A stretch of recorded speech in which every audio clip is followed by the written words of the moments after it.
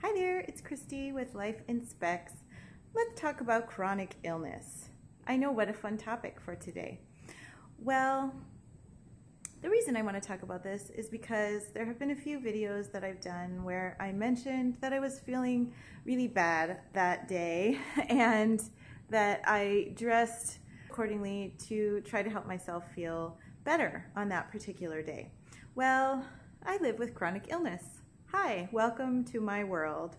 I am sitting on the couch today. I have watched a bunch of, actually I watched Love It or List It a whole bunch, and I watched a couple of episodes of Northern Exposure, and I browsed on the internet, and I did make some food, and I snuggled some cats. I managed to take a shower. That was pretty impressive. I guess what I'm trying to say here is that there are some days where I don't have enough energy to manage what I would consider to be a normal life. And it's extremely discouraging sometimes, and it makes me feel, well, it makes me feel sad, and that's reasonable. And in fact, I was feeling that life was so unmanageable that I actually went to a 12-step meeting for people who struggle with chronic pain and illness. And I'll put a link to some information on that down below in case anyone else is interested in finding out more.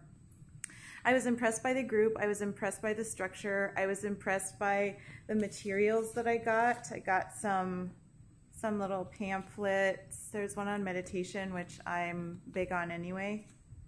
And there was one about one day at a time and how I can live with chronic illness just for one day, except it isn't for just one day, but I kind of mentally pretend that it is so that I can handle this one day with wisdom and dignity. I really appreciated what they had to say.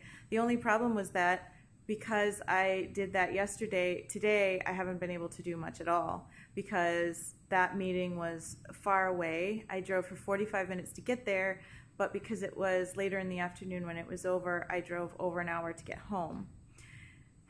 And then right away it was time for dinner, and so I was really worn out, and because of my issue with fatigue, I have a very long refractory period when I'm not okay. I am not functional after exertion.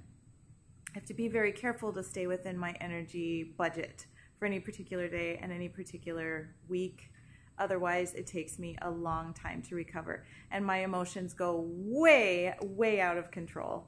It's really annoying. I can't imagine living with me, but from my perspective, it seems reasonable to respond the way that I do at times. I wanted to talk about step 1 of the 12 steps, which this program goes through and helps people work through, which is I came to see that I was powerless over my chronic illness and that my life had become unmanageable. And of course I fought against the word powerless because I believe I have a lot of power. I believe I have a lot of agency in my own life to respond to and even change the circumstances that I don't like.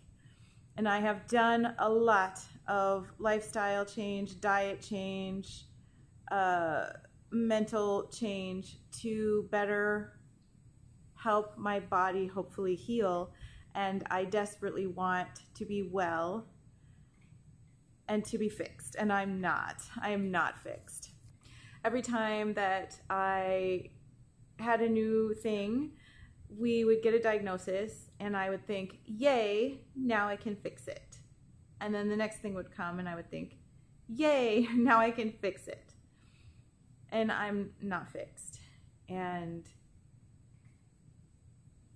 it may be that whatever is going on that makes me atypical may not be fixable. I live in hope that it is, and I will keep searching.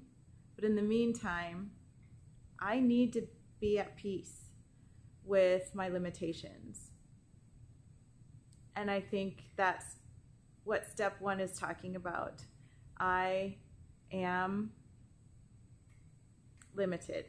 I cannot control what has happened to my body. I cannot change the past.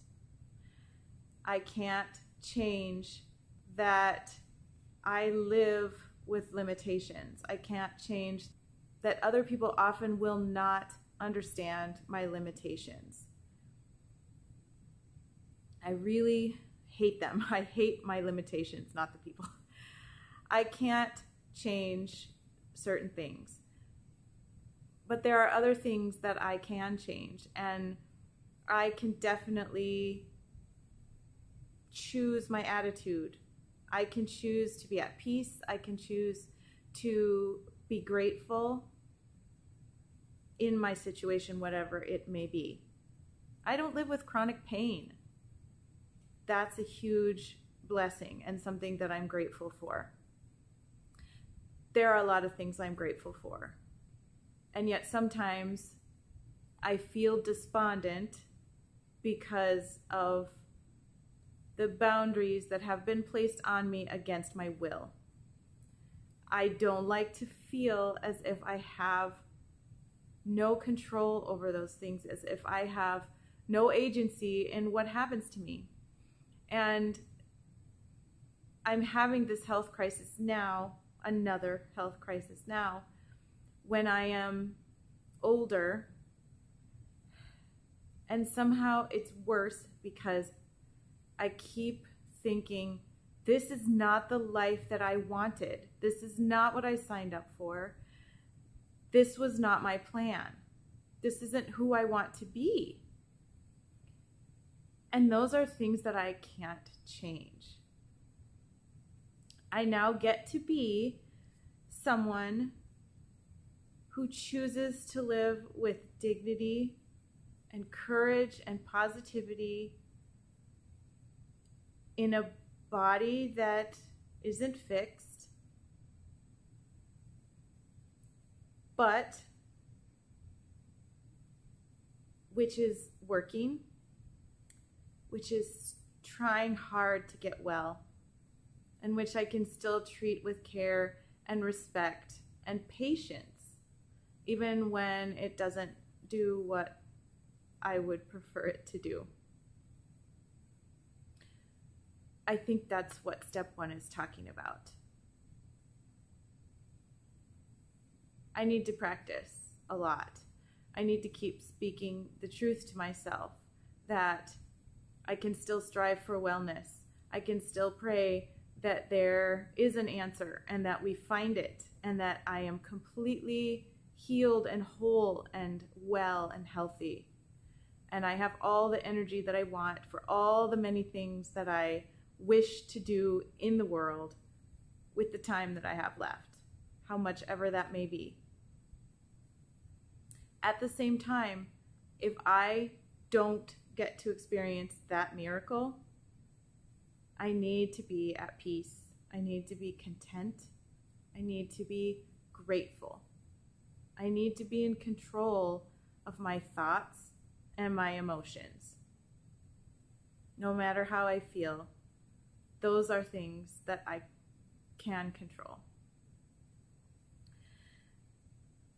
I don't know if this video is what you signed up for when you came to view it, but I will keep you informed. I think I would really like to do a vlog like this for each one of the steps, maybe, as I think about how they apply to chronic illness. When I first started researching groups for helping people with chronic illness, I never expected that they would be based on the 12 steps of AA. And yet, I can see how they apply now that I've been thinking about it. And as you can see, step 1 really does apply. It's about acceptance, and it's about realizing that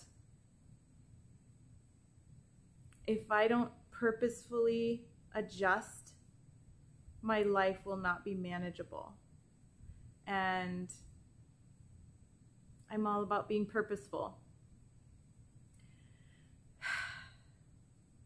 Thank you for watching this today, and I hope that your day is blessed, peaceful, and content in your heart, even if your body or your circumstances are a whirlwind of challenge. I'll see you soon. Bye.